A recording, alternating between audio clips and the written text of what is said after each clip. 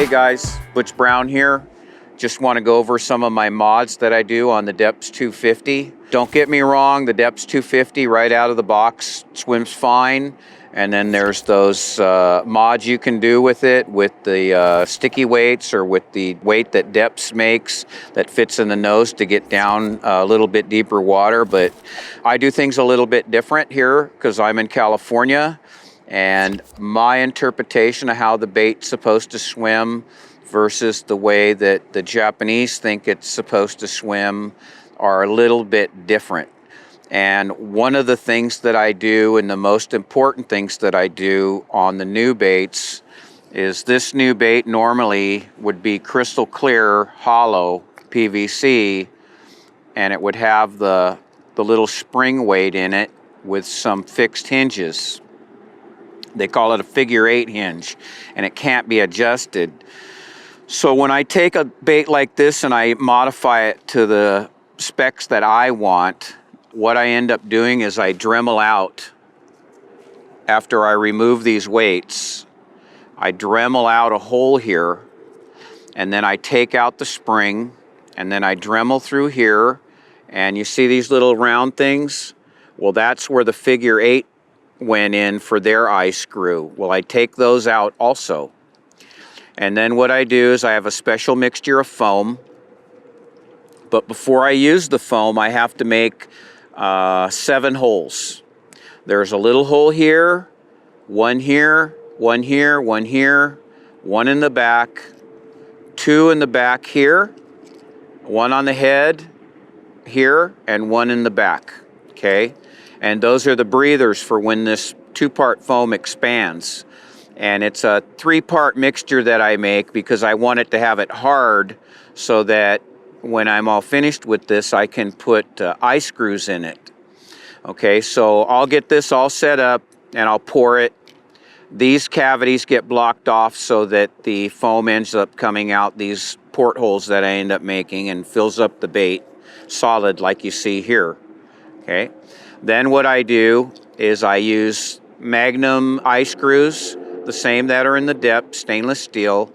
And then what I'll end up doing is do a little thin pilot hole about 1/4 of an inch. And then I just go ahead and I screw in eye screws instead of the fixed pins that normally would have come with the bait.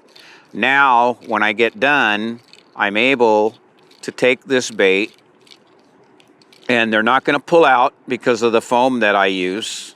They're nice, it's nice and hard. And, okay, so now I have adjustable hinges.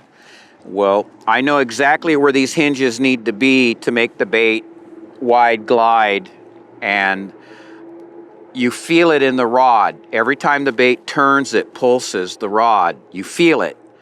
And you can control the bait when it's out there and when you can't visibly see it. So you can throw it out and you can feel it going ka-thunk, ka-thunk, and it's still graceful and smooth. You know, don't get me wrong, it's beautiful. But I can control it under docks and make it go different directions if I want, or I can keep track of the cadence and speed. Doing it this way, they don't rise up at all, and they seem to like the escape, which when the Japanese work their baits, it's like an escape kind of thing for them.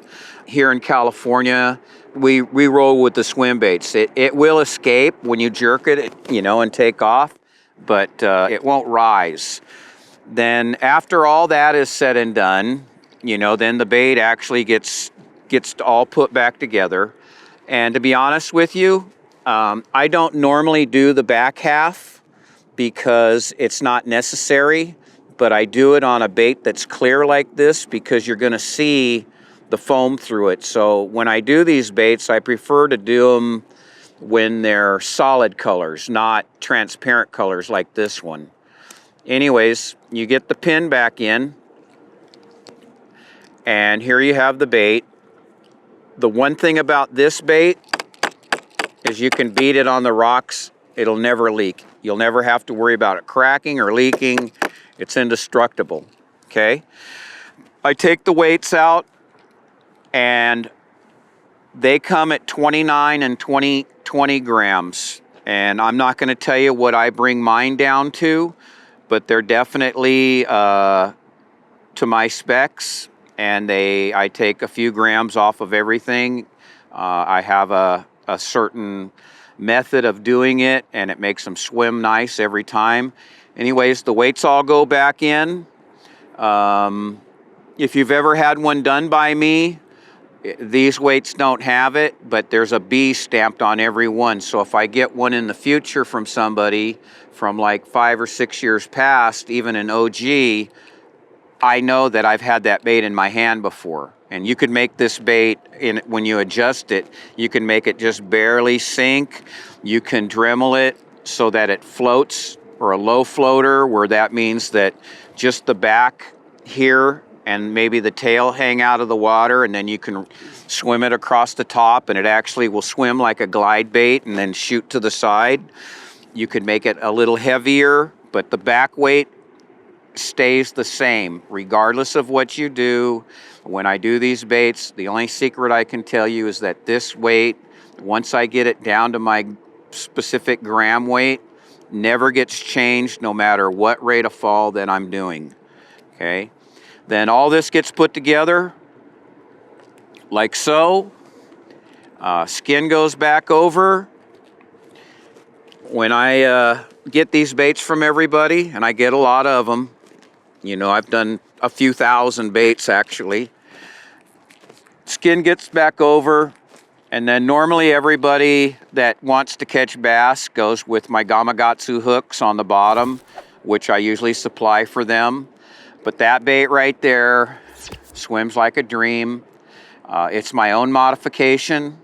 It's what I do, and it costs me about $1,000 to figure out exactly the method, the ingredients, the chemistry of how I like it to be. And to me, there's just nothing better for the way that I fish and the style that I fish. Those are my lure mods, my 250 mods. Maybe think about it someday if you might want it done. See ya.